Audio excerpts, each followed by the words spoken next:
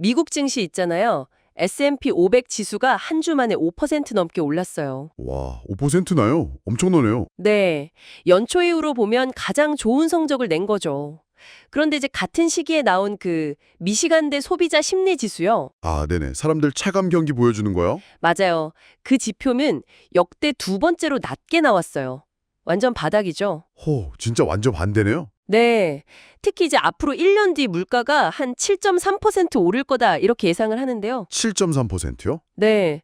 이게 1981년 이후 최고치래요. 이야. 근데 실제 물가 상승률은 지금 3%가 채 안 되거든요. 와, 그러니까 체감 물가가 엄청 높다는 거네요. 사람들은 왜 이렇게 불안해하는 걸까요, 그럼? 자료 분석을 보면요. 그 팬데믹 때 정부 지원금 같은 걸로 소득이 좀 유지됐잖아요. 네, 그랬었죠. 그걸로 이제 소비를 좀 이어왔는데 이제는 슬슬 일자리가 좀 줄어들거나 아니면 소득이 불안정해질 수 있다 이런 걱정이 커지는 거죠. 아, 미래가 불안하니까 일단 지갑부터 닫는다, 뭐 이런 거군요. 네, 그렇죠. 미래에 대한 불안감이 소비 심리를 완전 꽁꽁 얼어붙게 만드는 거죠. 물론 뭐 이 소비자 심리 조사가 꼭 실제 소비 행동으로 바로 이어지는 건 아니긴 해요. 그 점도 좀 봐야 하고요. 그렇군요. 근데 또 재미있는 건 금융시장 쪽 사람들은 오히려 관세 인하 조치나 이런 걸 보면서 인플레이션 압력이 그렇게 오래 가진 않을 거다 이렇게 보는 시각도 좀 있다는 거예요. 아, 시장은 또 다르게 본다. 기업들 입장은 그럼 어떨까요? 그 중국산 제품 관세 90일 유예해줬잖아요. 네네. 이걸로 좀 한숨 돌렸을까요? 아니면 뭐 여전히 좀 불안할까요? 그 자료에 나온 어떤 가방 제조업체 사례가 있는데요. 보급백이라고 아, 네. 일단 중변했던 중국 공장 생산을 다시 시작은 했대요. 근데 이게 딱 90일짜리 임시 방편이니까 여전히 불안하다는 거죠. 아, 딱 90일 뒤엔 또 어떻게 될지 모르니까. 그렇죠. 그리고 갑자기 막 주문이 몰리면 예전처럼 운송비가 막 폭등하는 거 아니냐 이런 걱정도 하고 있고요. 하긴 그럴 수 있겠네요. 네, 그리고 월마트 같은 큰 회사들도 결국에는 그 소비자 가격을 올릴 수밖에 없을 거다. 약간 이런 뉘앙스로 얘기를 하고 있고요. 결국 소비자 부담으로 돌아올 수도 있겠네요. 그렇죠. 그리고 다음 주에 실적 발표하는 타겟이나 홈디포 같은 소매 업체들도 작년 같은 기간보다 매출이 좀 줄었을 거다. 이런 예상이 많아요. 소비자들이 지갑을 닫으니까요. 그렇군요. 아, 이렇게 상황이 좀 안개 속 같은데 그 JP 모건의 제이미 다이몬 CEO 같은 분은 어떻게 보고 있나요? 금융계의 거물이니까 좀 다른 시각이 있을까요? 그분 역시 계속 불확실성을 강조해요. 예를 들면 미국 정부의 막대한 빚 문제라던가 네. 또 높은 금리, 물가, 그리고 뭐 러시아 우크라이나 전쟁이나 중동 문제 같은 지정학적 긴장감 이런 위험 요인이 너무 많다는 거죠. 아, 복합적이네요, 진짜. 네. 그래서 경기 침체가 올 확률을 딱 반반, 50% 정도로 본다고 해요. 50%요? 네. 뭐 단정할 순 없지만 대비는 해야 한다. 이런 신중한 입장인 거죠. 대비는 해야 한다. 네. 그리고 그 미중 관세 완화는 긍정적이긴 한데 어쨌든 90일 시한부 조치잖아요. 네, 그렇죠. 그러니까 근본적인 불안감을 없애기는 좀 어렵다. 이렇게 보고 시장 변동성도 계속될 거다. 뭐 이렇게 예상하고 있습니다. 특히 그 미국 정부 재정 상태에 대한 우려가 진짜 커 보이는데요. 최근에 신용 등급까지 떨어졌잖아요. 맞아요. 이게 구체적으로 뭘 의미하는 건가요? 좀 쉽게 설명해 주실 수 있을까요? 네. 그 다이몬 CEO도 지적한 부분인데 평시 기준으로 보면 지금 미국의 재정 적자가 사상 최대고요. 국가 부채도 GDP 대비 100%에 달해요. 엄청난 거죠. GDP의 100%요? 와, 네.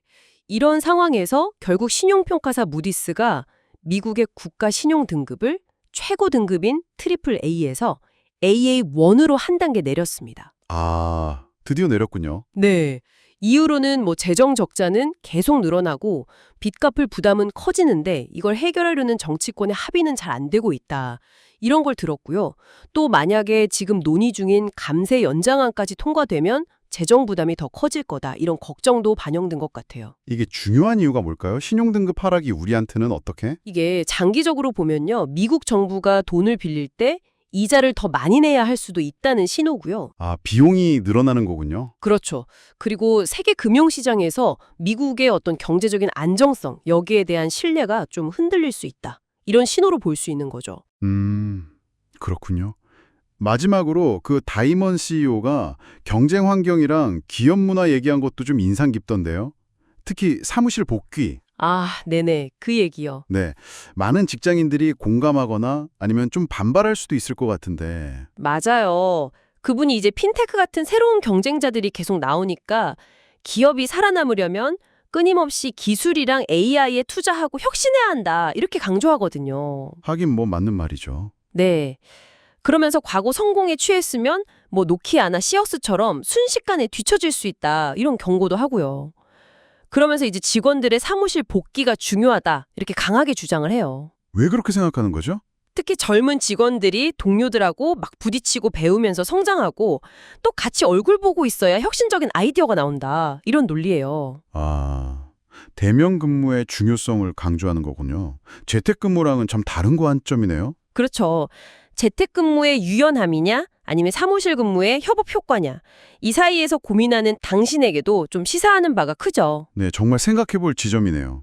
그럼 정리를 좀 해보면요. 시장상으로는 시장이 괜찮은 것 같은데 실제 사람들 체감 경기는 되게 불안하고 네. 여기에 또 미국 재정 건전성이라는 큰 문제까지 더해져서 한마디로 그냥 불확실성이 엄청 높은 상황이네요. 맞습니다. 딱 그렇죠.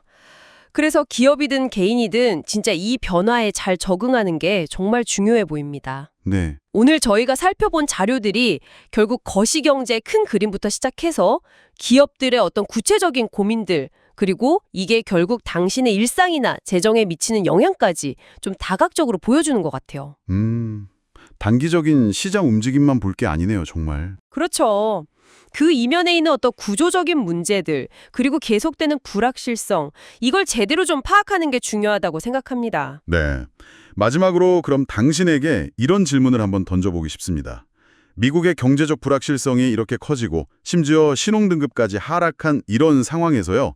전 세계 큰 손 투자자들은 과연 이 돈의 흐름을 어떻게 바꿀까요? 중요한 질문이네요. 네. 그리고 그 변화가 혹시 당신의 투자 포트폴리오나 아니면 직장 생활에 예상치 못한 어떤 기회나 혹은 위협으로 다가올 가능성은 없을까요? 한번 깊이 생각해 보시면 어떨까 싶습니다.